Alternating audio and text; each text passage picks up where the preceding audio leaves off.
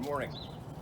Welcome to Hangar Modern Classics, St. Charles, Missouri, USA. From myself and the crew here, we'd like to welcome you. This is where you mentally have to insert crickets, cricket noise, because there is no everybody, it's just me. And this video is being made so that the man who owns this car happens to be a good friend of mine, gets a better understanding of some of the processes that go into building this beautiful 67 Camaro.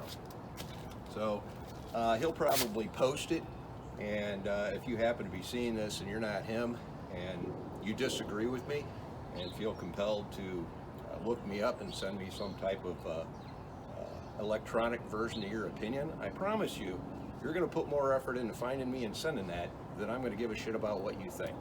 So the first thing I want to do is discuss some of the tools of the trade. And what I like about these tools is that none of them plug in. I'm not saying we're all Luddites here at the hangar, again with the crickets, but when I grew up you had to use your imagination. It was before video games and the internet. So gloves, for one thing, it's cold. The sun isn't even fully up here. But the other thing, when you're doing body work, wearing gloves does, or using anything under your hand, such as a microfiber towel, is it allows you to feel the panel a whole lot better. Your eyes will lie to you, your hands will tell you a good story on what's actually going on with the panel, and for whatever reason, I'm sure you physicists know, the material between your hand and the metal surface amplifies the imperfections. So prior to this stage in the process, this car has been worked metal, has been stripped to media, stripped by media to bare metal. Then the panels were metal finished to try to get them as straight as possible. After the metal finishing process, there was light smears of putty put on. We'll go into the putty thing later, to take out any minor imperfections. At that point, the car was epoxy sealed. That serves as a rust inhibitor, a sealer, a quote self-etching primer. Once the epoxy process was complete, it was put in a build primer. The build prime has a relatively high content of powder, if you will, in it, and this allows it to be sanded very nicely. So what I'm going to do now is I'm going to put a guide coat on this panel so that when I block it, the imperfections will stand out. I like this product because it was made here in the USA. You remember when we used to make shit here? Because I do. So you don't want this, and there's, by the way, there's a lot of mediums for your guide coat. I've been using some type of spray paint for 30 years since I started doing this just as a hobby. But there are other versions out there, whatever you prefer. You don't need a very heavy coat if you're going to do spray paint. You don't want a very heavy coat. You want to back up. You just want to give it a speckle, like that. And then you're going to take your block. Now there are various blocks. The longer the block, the better, if the surface allows for it. There are times when you can't get a long block in. There's various different shapes can be used, and the best way to block a panel is in a crisscross fashion if it allows it. So you're going to go this way, you're going to go this way, you're going to go this way, and then you're going to come back and you're going to go the other way in like an X. And what you're going to begin to see is as it cuts, it's going to take off this guide coat, and if there's any lows, what's going to remain is your speckle from the guide coat, and if there's any highs, it's going to cut the panel all the way down to the black epoxy, and if you go too far, it'll cut it all the way to metal. So at this point, I'm going to move the camera in a little closer so that you can see a little bit better about what I'm talking about.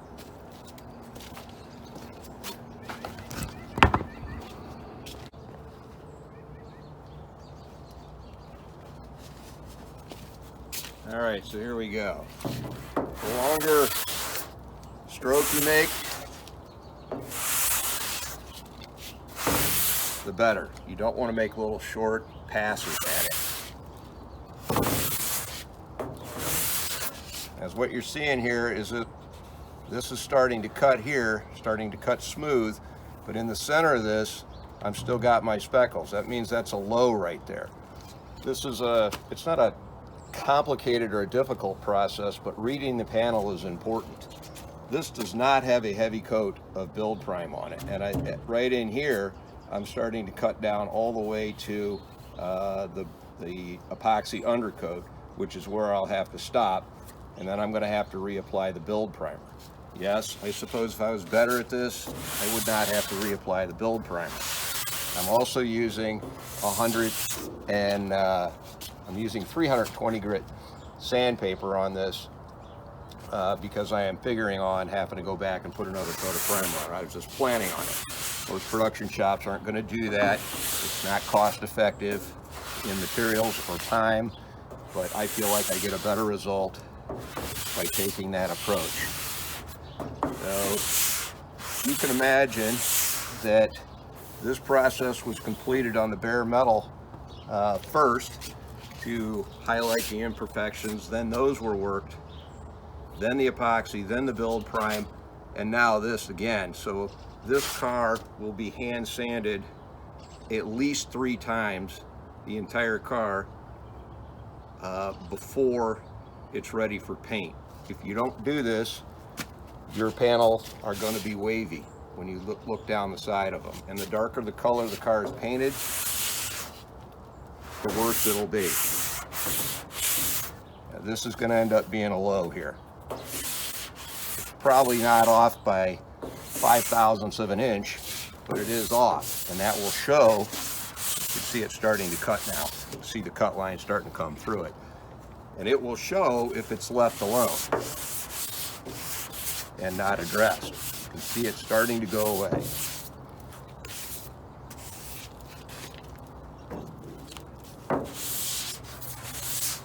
There you go. Now see, right here, we're getting down to a little bit of body work. That's not a problem. The next time we put this in build prime, this should block completely straight as it's getting just within percentages of 1/1000th of an inch to be correct. I want it. And that's the process. I'm not going to torture you by watching you make me, you'd be a sadist if you did, by watching me spend the next 8 hours or so sanding this car from the firewall back, going through this process so that I can repeat it again. My wife and I have often talked about the fact that we should do a home improvement show where we stand on a ladder across, in the living room and try to put some wallpaper on the ceiling, and the entire episode would be an hour-long version of my wife and I swearing at each other. The car shows don't really show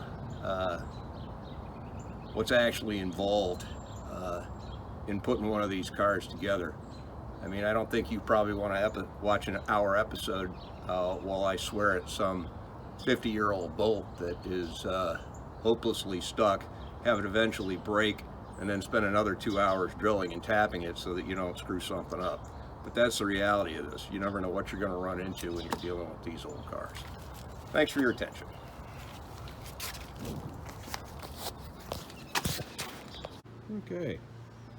Okay, so we've gone from before sunrise to after sunset here at Hangar Modern Classics. By the way, whose wife puts up with this crap? Trust me when I say it doesn't bother her any more than it bothers me, but here we are. So back to our 67 Camaro, which we were working on blocking this morning before the sun fully came up. And we didn't get very far due to the entire staff, insert cricket noise, okay, that's enough, having to chase parts today, both for the Camaro, 12-bolt rear end, we've been working on that, and for the Chevelle. So on the trunk lid here, this is a really good illustration of what I was talking about. You've got where I cut the metal here that's a high, with a low right next to it. As you can see, the speckling from the guide coat in it, followed by the build prime around it and another low area here. So I wasn't particularly worried about this area when I initially did the body work, because as you can see, there's multiple holes there, and that entire area is going to be covered by, that's right, my captain, there's a reason that there's holes in that deck lid. And oh, by the way, my captain is what I call my friend, aka client, when I feel like he needs his ego stroked, which is, well, frequently because he's male, and if there happens to be any female viewers, well, you get it. We need that a lot.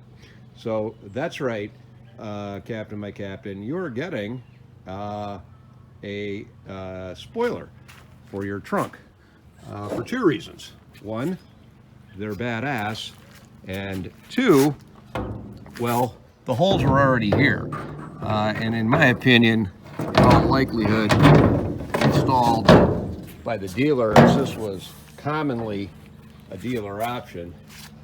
And as you can see, the car looks really good from the back with the spoiler on it. Now, it's not fully seated, and it's not even, because I just stuck it on there. But you can see that the affected areas that I was just illustrating are going to be really completely covered by the spoiler.